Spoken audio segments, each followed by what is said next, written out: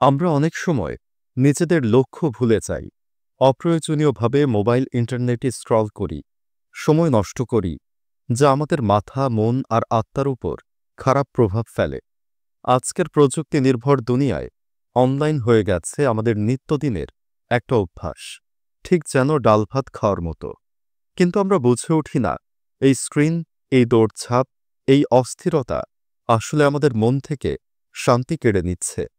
এই জীবনটা হোক আল্লাহর পথে চলার এক নিরন্তর যাত্রা, কারণ আল্লাহ ছাড়া এই দুনিয়ার কিছুই টিকে থাকবে না। এখানে নেই কোনো স্থায়ী সুখ, নেই সত্যিকারের মানসিক শান্তি।